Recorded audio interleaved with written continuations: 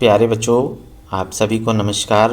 जय हिंद बच्चों आज की वीडियो में हम करने वाले हैं कक्षा 7 विज्ञान। इसमें विषय रहेगा और अध्याय इसमें रहेगा 10 बच्चों।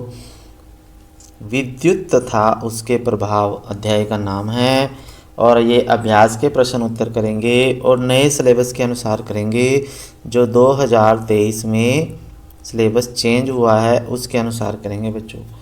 तो बच्चों, अगर आप चैनल पे नए हैं या चैनल अभी तक सब्सक्राइब नहीं किया तो कर लीजिए, क्योंकि ये चैनल आपका है बच्चों और आपकी तैयारी के लिए बनाया गया है। तो चलिए शुरू करते हैं बच्चों। अध्याय 10 विद्युत तथा उसके प्रभाव। तो इसमें आपके पास जैसे सबसे पहले अभ्यास का प्रश्न है पहला ही। तो इसमें कहा गया है कि निम्नलिखित परिपथ के निम्नलिखित अवयवों को निरूपित करने के लिए अपनी नोटबुक में प्रतीक बनाएं। यानी हमने इनके चित्र दिए गए हैं, उनके प्रतीक बनाने हैं। जैसे संयोजक तार है उसका चित्र बनाना है, प्रतीक भी बनाना है। ऑफ स्थिति में स्विच है, बल्ब है, विद्युत सेल है और ऑन स्थिति में स्विच और बैटरी। तो ये बनाना है हमने। तो देख लेते हैं इसमें। तो इसमें आंसर देखिए आप लोग। तो इसमें देखिए विद्युत सेल होता है बच्चों, ये विद्युत सेल है तो इसका प्रतीक होता है ये, ठीक है। फिर विद्युत बल्ब होता है, ये विद्युत बल्ब है और इसका प्रतीक है ये। तो आपने ये प्रतीक बनाने हैं। जो अब स्विच ऑन की स्थिति में का मतलब है जब वो स्विच ऑन है तो ये स्विच होता है और ये ऑन की स्थिति में है बच्चों।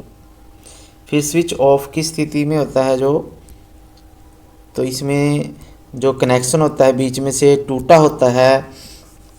जैसे ये जो है हमारे पास ऑफ की स्विच है, बंद स्विच, यानी अभी इसमें से करंट नहीं बह रहा है क्योंकि ये बीच में से रास्ता खुला है इसमें, तो इसलिए ये ऑफ की स्थिति में आ जाएगा। फिर हमारे पास बैटरी है, तो बैटरी का चित्र देख लेते हैं अब हम। ये बैटरी है। बैटरी क्या होती है, जब दो या दो से ज़्यादा सेल आपस में जोड़ देते हैं तो वो बैटरी बन जाती है बच्चों। और बैटरी में ये इसका चिन्ह होता है। फिर संयोजी तार होती है जो जिसमें से करंट चलता है, तो इसको हम इस चित्र के द्वारा दर्शाते हैं। तो इस तरह से आपको सभी अवयवों के जो संकेत होते हैं वो आपको पता होना चाहिए। फिर दूसरे प्रश्न में देखिए, ये कह रहा है बच्चों कि चित्र में दिखाए गए विद्युत परिपथ को निरूपित करने के लिए विद्युत परिपथ बनाएं। तो हमें इसका विद्युत परिपथ बनाना है। तो हमारे पास ये दिया गया है, एक ये कुंजी लगी हुई है, स्विच है और बल्ब है और एक सेल लगाया गया है। तो इस पूरे परिपथ को हमने दर्शाना है। तो आगे इसका आंसर दिया गया है। तो ये देखिए इसमें चित्र में दर्शाया गया है, जैसे उसमें कुंजी थी तो ये कुंजी आ गई, स्विच आ गया। फिर ये तार के द्वारा जुड़ा हुआ है, ये बल्ब आ गया बच्चों, ठीक है। और फिर उसके बाद तार गई तो ये सेल लगा हुआ है और ये पूरा परिपथ बन गया जो हमें चित्र दिखाया गया था। ये हमने दर्शाए चित्र परिपथ बना दिया, आरेख बना दिया। तो आपने ये बनाना है बच्चों। फिर क्वेश्चन नंबर 3 है आपके पास। चित्र 4 में इसमें सेल दिखाए गए हैं। तो रेखाएं खींचकर यह दिखाएं कि 4 सेलों के टर्मिनलों को तारों द्वारा संयोजित करके आप बैटरी कैसे बनाओगे। यानी ये 4 सेल दिए गए हैं, इन चारों सेलों को जोड़ के एक बैटरी बनानी है। तो आप कैसे जोड़ोगे बच्चों?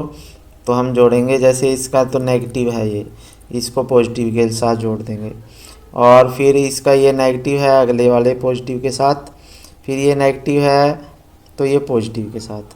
तो इस तरह से हमने बैटरी बनानी है और आगे चित्र आपको दिखाया गया है। तो आपने इस तरह से बैटरी बनानी है बच्चों। तो ये जैसे 4 सेल दिए गए हैं, ठीक है। तो इसमें देखिए 2 सेलों की बैटरी तो आप ऐसे बनाओगे, ये ऊपर दी गई है, ठीक है। ये जमा है टर्मिनल, फिर ये माइनस, फिर दूसरे सेल का जमा, फिर ये माइनस। तो इस तरह से हमने सेल देखने हैं, जोड़ने हैं। ऐसे ही 4 सेल की ये बैटरी बन गई जमा, फिर ये माइनस, फिर दूसरे सेल का जमा, फिर पहले का दूसरे का माइनस, तीसरे का जमा। यानी जमा और माइनस इकट्ठे करने हैं आपने, जहाँ भी आपने जोड़ने हैं ये। तो ये बैटरी बन जाती है 2 सेल की, और ये 4 सेल की बैटरी है बच्चों। ठीक है, तो आपने इस तरह से करना है। फिर उसके बाद है नेक्स्ट क्वेश्चन पे चलते हैं हम। क्वेश्चन नंबर 4 है। तो इसमें देखिए क्या दर्शाया गया है। चित्र में दर्शाए गए परिपथ में बल्ब दीप्त नहीं हो पा रहा है, क्या आप इसका कारण पता लगा सकते हैं? परिपथ में आवश्यक परिवर्तन करके बल्ब को प्रदीप्त कीजिए। तो इसमें देखिए आपने बताना है कि इसमें ये बल्ब क्यों नहीं जल रहा है, इसमें क्या दिक्कत है। तो देखिए बच्चों, इसमें चित्र में आप ये देख रहे हो बल्ब में, इसमें परिपथ में जो सेल हैं उसके दोनों टर्मिनल, ये भी प्लस का है, ये भी प्लस का। तो प्लस प्लस वाले टर्मिनल जो हैं पास पास में हैं, तो सेल गलत लगे हुए हैं इसमें, इसलिए बल्ब नहीं जल रहा। तो इसका सही जो चित्र है वो आपको दिखा देता हूँ। तो इसमें देखिए आपने सेल जो है इस तरह से लगाने हैं बच्चों।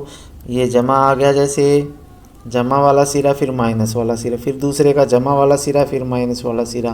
तो फिर इसके बाद ये बल्ब जो है ये जल जाएगा बच्चों। ठीक है, तो ये इस तरह से हमने सेल लगाने थे, तो सेल गलत लगाए गए हैं उसमें। तो इसके बारे में आंसर भी लिख लेते हैं, देख लेते हैं। इस परिपथ में दोष जो होता है किसका है? 2 सेलों के संयोजन में है। बल्ब को दीप्त के लिए परिपथ में एक सेल के धन टर्मिनल को दूसरे सेल के ऋण टर्मिनल से जोड़ा जाना चाहिए। ठीक है, तो एक सेल का ऋण टर्मिनल दूसरे के धन टर्मिनल से जुड़ा होगा, तभी सेल सही से जुड़े होंगे बच्चों। फिर अगला 5वां प्रश्न है आपके पास। विद्युत धारा के किन्हीं 2 प्रभावों के नाम बताने हैं हमने।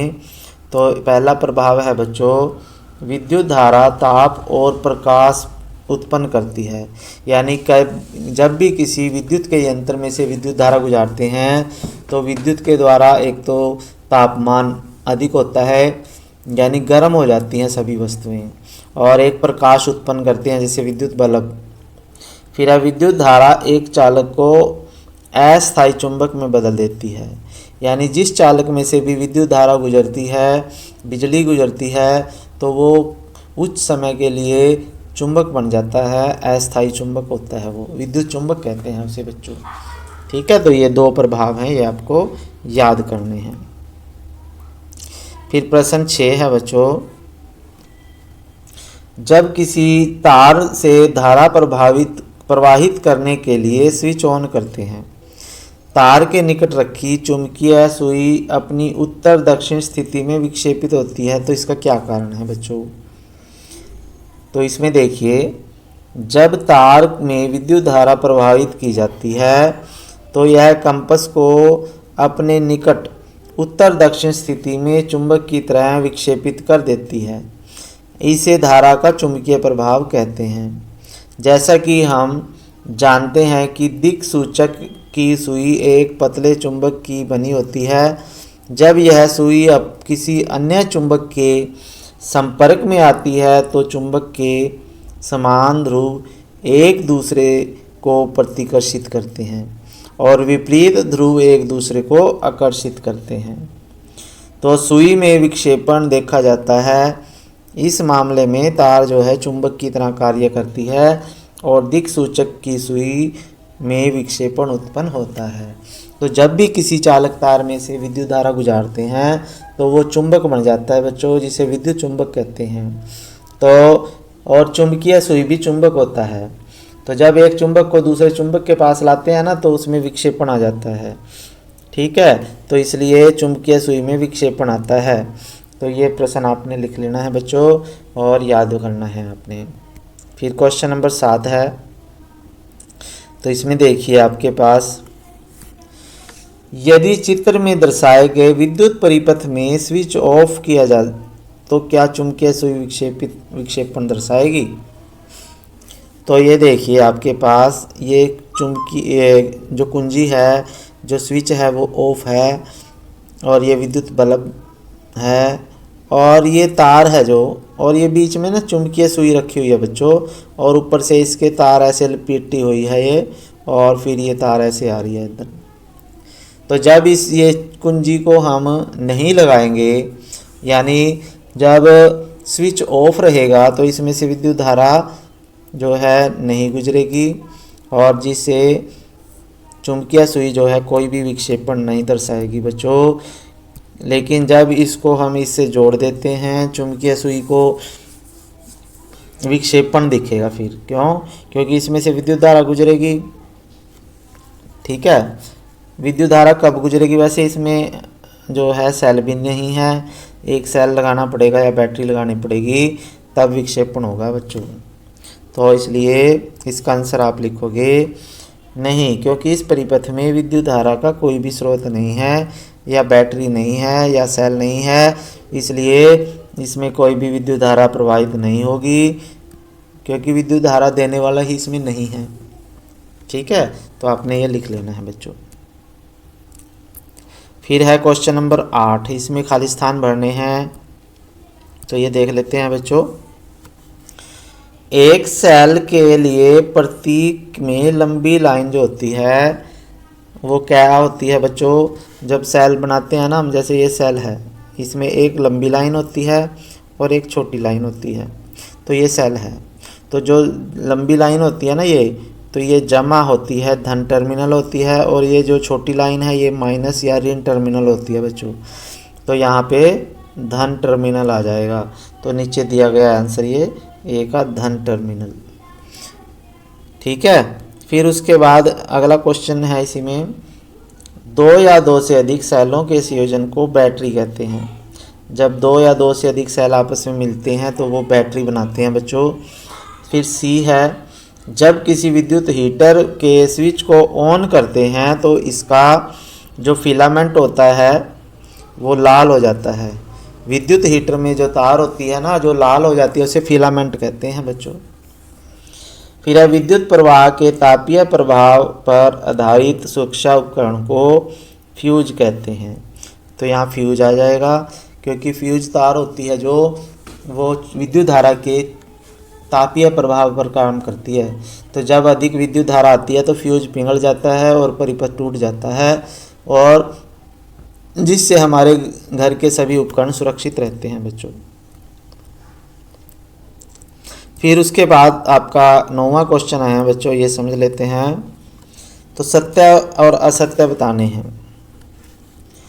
2 सेल की बैटरी बनाने के लिए एक सेल का ऋण टर्मिनल और दूसरे सेल का ऋण टर्मिनल से जोड़ा जाता है। तो ऋण को ऋण से नहीं जोड़ते बच्चों, ऋण को धन से जोड़ते हैं, तो इसलिए ये गलत है बच्चों। तो ये क्या है? गलत है। तो ये F है, पहले का A का भाग है F। F का मतलब फाल्स, फाल्स का मतलब गलत।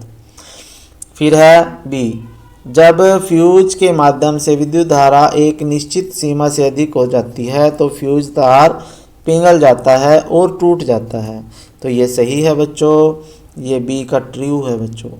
ठीक है, फिर है C, विद्युत चुंबक के पदार्थों को आकर्षित नहीं करता। तो ये गलत है, करता है बच्चों आकर्षित, तो इसलिए ये फाल्स आ जाएगा। ठीक है, फिर है लास्ट में इसमें सत्य असत्य ये वाला। तो विद्युत घंटी में विद्युत चुंबक होता है, तो ये सही है, सत्य है बच्चों, विद्युत चुंबक होता है विद्युत घंटी में। ठीक है, फिर 10वां प्रश्न है, क्या विद्युत चुंबक का उपयोग किसी कचरे के ढेर से प्लास्टिक को अलग करने में किया जा सकता है?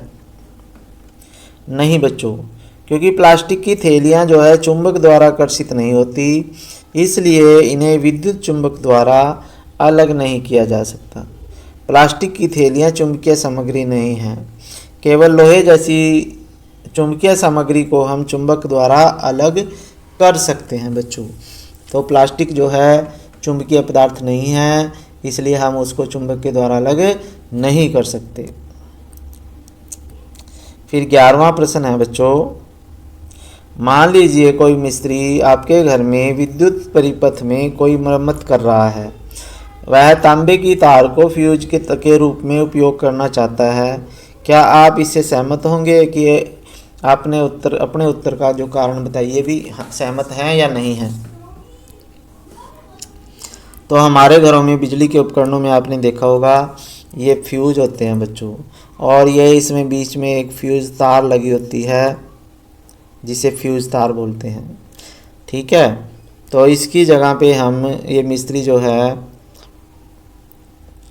सिंपल तार लगाना चाहता है तांबे की, तो नहीं, हम इससे सहमत नहीं हैं। फ्यूज को तार से बदलने की अनुमति देने के लिए सहमत नहीं होंगे, क्योंकि तार का जो गलनांक होता है फ्यूज से अधिक होता है। इसलिए हमें शॉर्ट सर्किट से बचाने के लिए अपने घरों में हमेशा ISI मार्क वाला फ्यूज का ही इस्तेमाल करना चाहिए। तो फ्यूज तार आपको दिखा देते हैं, ये भी होता है फ्यूज तार, ये इन्वर्टरों में लगा होता है बच्चों, बीच में तार होती है इसके, और इसके बीच में तार नहीं है। ठीक है, तो ये फ्यूज होल्डर है और ये फ्यूज है एक तरह से। तो फ्यूज तार मिश्र धातु से बनी होती है जिसका गलनांक जो होता है कम होता है बच्चों। अधिक अगर विद्युत धारा घर में आती है तो ये जल जाता है, सड़ जाता है, गल जाता है, जिससे विद्युत जो है वहीं पे बीच में ही रुक जाती है और हमारे घर के सभी उपकरण सही रहते हैं बच्चों। तो हमें हमेशा ISI मार्क वाला फ्यूज तार ही उपयोग करना चाहिए। फिर 12वां प्रश्न है बच्चों, जुनेदा ने चित्र में दिखाए गए सेल होल्डर का उपयोग करके एक विद्युत परिपथ बनाया। तो इसमें स्विच और एक बल्ब, जब उसने स्विच को ऑन स्थिति में रखा तो बल्ब दीप्त नहीं हुआ। तो बल्ब परिपथ में क्या क्या दोष हो सकते हैं और उसको क्या क्या उसमें ठीक करना चाहिए? तो ये सेल होल्डर है, जैसे सेल लगाए,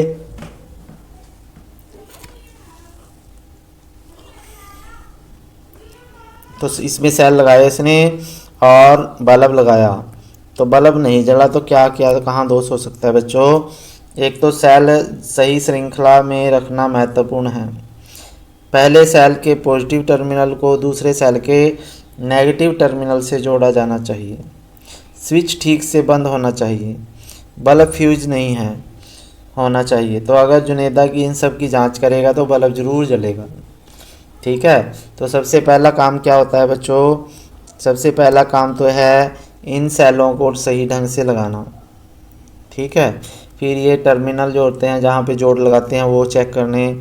फिर हमने देखना कि जो बल्ब है वो कहीं फ्यूज तो नहीं है। ठीक है, तो इस तरह से हमने देखना स्विच ऑन है ना, तो ये सभी कारण हो सकते हैं बल्ब ना जलने के।